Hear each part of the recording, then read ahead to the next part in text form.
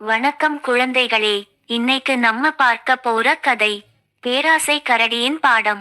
ஒரு அடர்ந்த காட்டில் ஒரு கரடி வசித்து வந்தது. அந்த கரடி தேனுக்கு பேராசைப்பட்டவனாக இருந்தது. எப்போதுமே தேனீக்களின் கூடுகளை தேடி அலைந்து தேனை எடுத்து சுவைத்து மகிழ்வது தான் அதற்கு பிடித்த வேலை.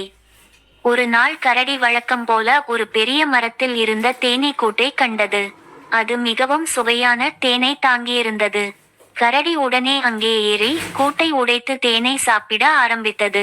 அந்த கரடி தினமும் பல இடங்களில் தேனீக்களின் கூடுகளை உடைத்து தேனை எடுத்து சாப்பிடத் தொடங்கியது. இதனால் தேனீக்கள் மிகுந்த சிரமத்துக்கு ஆளானது. இப்படி தொடர்ந்தால் நமக்கு வாழ முடியாது. இந்த கரடியின் பேராசையை அடக்க வேண்டும் என்று தேனீக்கள் கூட்டமாக ஆலோசித்தன. அடுத்த நாள் கரடி மீண்டும் வந்தது. அது வழக்கம் போல கூட்டை உடைத்து தேனை சாப்பிடத் தொடங்கியது.